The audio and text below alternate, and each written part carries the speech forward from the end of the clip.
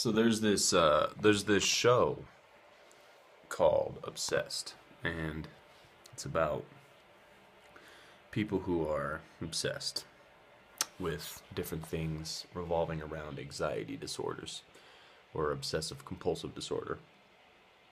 And I really don't think that they should give specific names for different avenues that people use to let out their anxiety.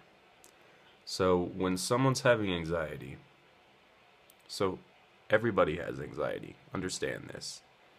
Everybody has anxiety because anxiety is just the response to either a stressful thought process or a stressful situation that the brain deals with. When the brain deals with a stressful situation,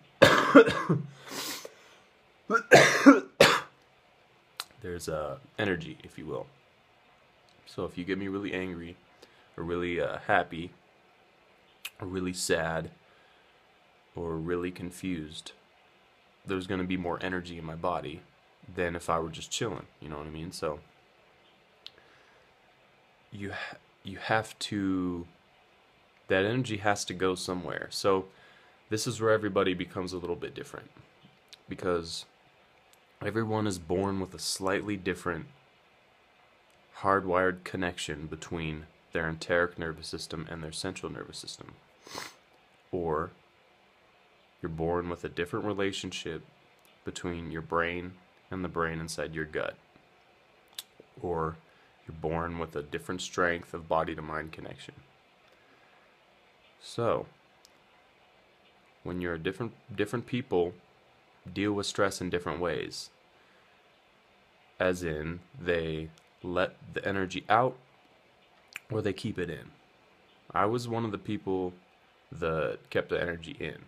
So when you keep your energy in, when something happens to you emotionally, it doesn't have to be angry, it can be happiness or sadness or any intense emotion. Basically what happens, anger just happens to be the most intense one. So, or stress. When you have that energy and you internalize it, what happens is it has its effect on your organs and stuff with tension. When you let the energy out, you get someone that has a lot of anger issues. So someone who's always punching things or hitting people or doing things where their energy is exiting their body in a quick way. There's someone who's not going to have as many digestive issues probably, because the energy that happens from their emotions exits their body immediately. In my opinion, that's a healthier way for energy to go out. I'm not saying that people should have anger issues, but it's a lot healthier to externalize your energy than it is to internalize it, because when you internalize it, it pretty much is like punching your intestines, if that makes sense, which is never good.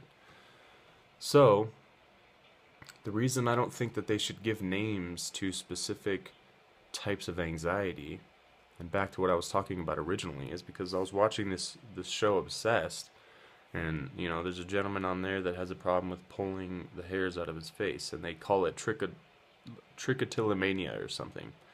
And it's like, you shouldn't give that a name, because the whole episode, the guy never even made it through therapy, and he quit by the end of it. But by the end of the episode, he just kept saying, you know, the trichotillomania is still there, the trickle. You know, he kept using the name. He kept using the name like he has this thing. Or like, yeah, like he has this thing. But it's like, you don't have this thing. You have an inability to deal with your extremely heightened sense of anxiety. And you always have. And he has since a kid. And it's like, it doesn't matter who you are. If you have a habitual way that you deal, like, in my opinion, trichotillomania is no different than bulimia or any other. It's a coping mechanism that you use to deal with stress. That's all it is. That's all it is. That's all anxiety is. That's everything gets so complicated. And everything gets put into so many different categories, but it's all your coping mechanism that you use to deal with stress. That's all it is. So this guy thinks he has this trichotillomania when it's like, no, but you have to understand that one, this is a habit you've fucking been doing your entire life. So breaking this is going to be the hardest thing you've ever felt. Like, you're never going to feel anything more difficult than this. So if you're not mentally ready for that, then get out right now. And two, you're not curing yourself from trichotillomania. You're just teaching yourself not to fucking pull your hairs out of your fucking face when you're feeling stressed. So this is why the medical industry is just not helping people at all, is because everybody needs to understand how much more general everything is and how much more related all the health issues are. Yes, you can break things down into different categories and subjects and names and stuff like that, but no, they're all different results of your body's internal operating system not working the way that it should.